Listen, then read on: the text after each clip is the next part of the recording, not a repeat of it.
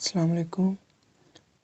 आज से मैं नए सब्जेक्ट पर वीडियो लेक्चर्स का सिलसिला शुरू कर रहा हूँ जिसका नाम है मीट्रिक स्पेस एंड टोपोलॉजी। सबसे पहले मैं मीट्रिक स्पेस की डेफिनेशन लिखूँगा।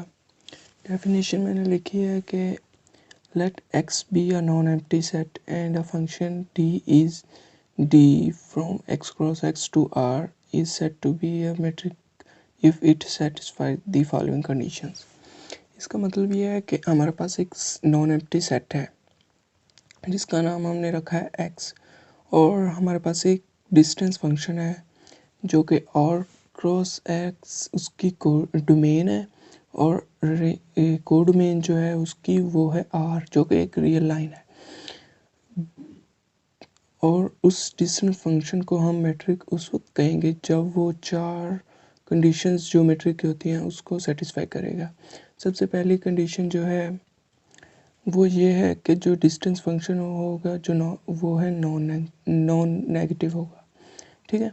दूसरी कंडीशन जो है वो है कि दो एलिमेंट हम एक्स में से लें वो ज़ीरो के इक्वल उस वक्त होंगे जब वो दोनों एलिमेंट्स एक दूसरे के बराबर होंगे। ठीक है। तीसरी कंडीशन जो है वो सिमेट्रिक कंडीशन है। उसका मतलब ये होता है कि अगर हम दो एलिमेंट्स लें उसका अगर हम ऑर्डर चेंज कर दें तो वो फिर भी इक्वल नहीं होंगे। जबकि तीसरी कंडीशन जो है वो है ट्रायंगुलर इनइक्वालिटी, और उसमें एक तीसरा एलिमेंट लेंगे। अगर दो एलिमेंट्स हम लें और उसके दरमियान में हम एक तीसरा एलिमेंट ऐड कर दें तो ये जो दोनों का जो एडिशन होगी वो हमेशा बड़ी होगी दो एलिमेंट्स के एडिशन, दो एलिमेंट से। इस चीज़ के बाद जब इसको ये डिस्टेंस फंक्शन जो है वो मीट्रिक प्रूफ हो जाएगा, तो जब हम इस डिस्टेंस फंक्शन का जो हमने सबसे पहले एक सेट लेट किया था उसके साथ जब पेयर लेंगे तो उस ऑर्डर पेयर को हम कहेंगे मीट्रिक स्पेस। अकेला अगर डिस्टेंस हो और उस पे चार कंडीशंस प्रूफ हो रही हो तो वो मीट्रिक होगा, और अगर उसके साथ हम उस डिस्टेंस फंक्शन का नॉन एम्प्टी सेट के साथ ऑर्डर पेयर ले लें तो उसको हम मीट्रिक स्पेस कहेंगे। इसके बाद मैं एक एग्जांपल लूँगा जिससे अच्छे से आपको जो भी कन्फ्यूजन होगी वो दूर हो जाएगी।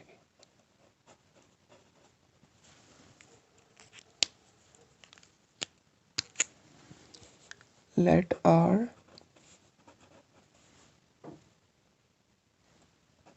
be a set of real numbers.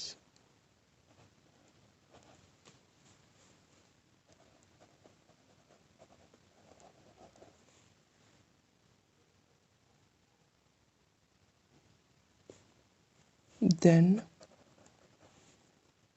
जो ये एक फंक्शन डिस्टेंस फंक्शन लेंगे, जो हमने एक सेट आर लिया है तो आर क्रॉस आर आएगा इसमें फ्रॉम आर, जो कि एक रियल लाइन पे उसकी कोडोमेन होगी, उसको हम डिफाइन करेंगे। इसको हम डिफाइन करेंगे जो डिस्टेंस फंक्शन हमने लिया डिफाइन बाय, ये डिस्टेंस फंक्शन शुरू में आ गया। इसके बाद हम दो एलिमेंट्स लेंगे इसमें से, ये कार्टेशियन प्रोडक्ट में आ रहा है तो इसलिए हम इसके दो एलिमेंट्स लेंगे, क्योंकि हमें पता है कि डिस्टेंस फंक्शन है, डिस्टेंस हमेशा दो एलिमेंट्स के दरमियान में होता है, इसलिए हम दो एलिमेंट्स लेंगे। और इसको हम डिफाइन ऐसे करेंगे कि अगर हम दो एलिमेंट्स का डिफरेंस लें और उसका मॉड हो इज अ मैट्रिक स्पेस।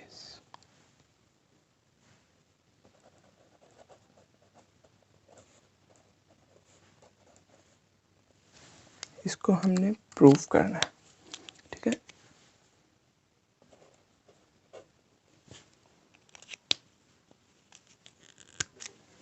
सबसे पहली कंडीशन जो होती है वो हमने नॉन नेगेटिव प्रूव करनी है। ठीक है। हमें पता है कि मॉड हमेशा नॉन नेगेटिव होता है, ये हम शुरू में लिख लेंगे। Since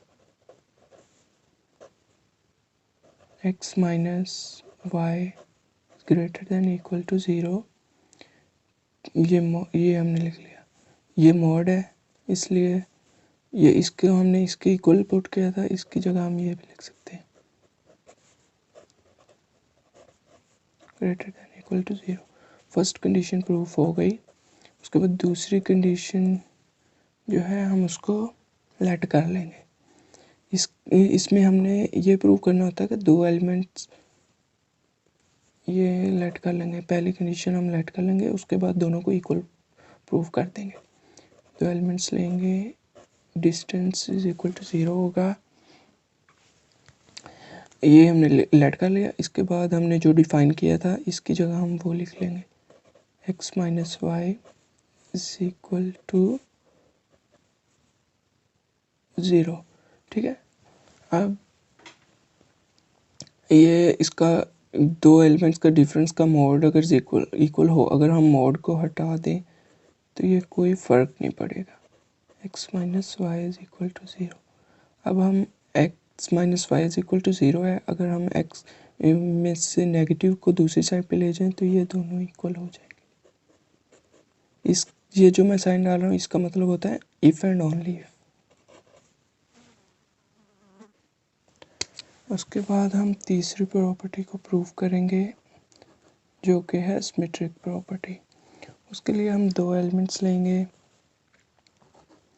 D of X Y, उसको उसी तरह डिफ़ाइन करेंगे जिस तरह से हमने क्वेश्चन में डिफ़ाइन किया है, एक्स माइनस वाई।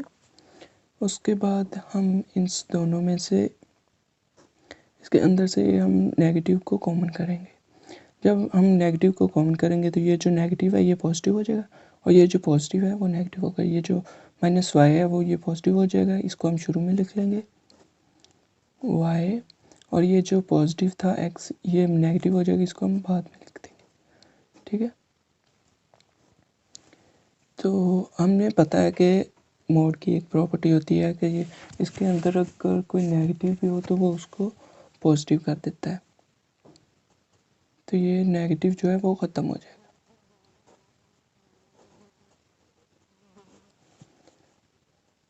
इसी तरह हमने देखा था कि अगर डी ऑफ एक्स वाई के अंदर अगर एक्स शुरू में लिखा हो तो एक्स माइनस वाई होता है, इधर वाई माइनस एक्स है तो हम इसको लिखेंगे डी ऑफ वाई एक्स।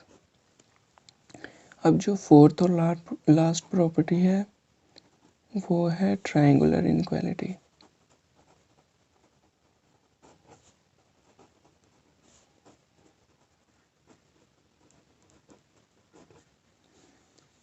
उसके लिए हम दो एलिमेंट्स पहले लेते हैं डी ऑफ एक्स वाई, उसको उसी तरह से डिफ़ाइन करेंगे एक्स माइनस वाई।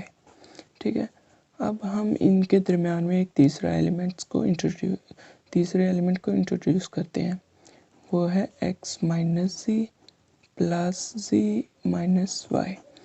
इन दोनों के दरमियान में हमने एक तीसरा एलिमेंट इंट्रोड्यूस किया है कि हमें पता है कि अगर हम इन दोनों को एक नेगेटिव और एक पॉजिटिव है तो ये दोनों कैंसिल हो जाएंगे, इस पर कोई फ़र्क नहीं पड़ेगा।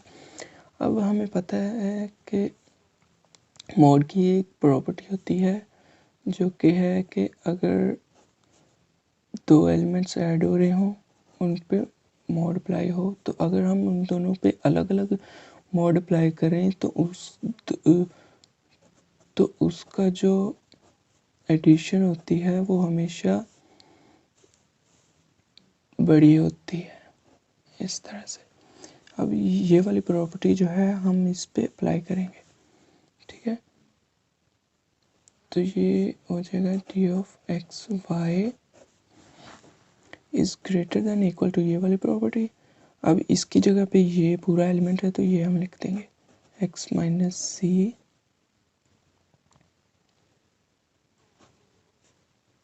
प्लस जी माइनस वाई।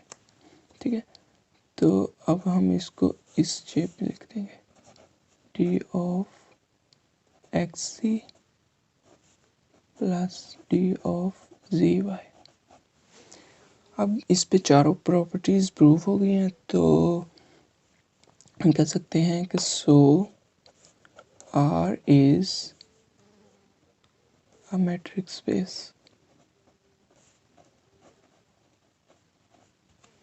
ये जो मैट्रिक स्पेस हमने शुरू में लेट की थी उसका ये जो मैट्रिक स्पेस है T of X Y is equal to X minus Y, इस मैट्रिक स्पेस को हम एक नाम के देते हैं यूजुअल मैट्रिक।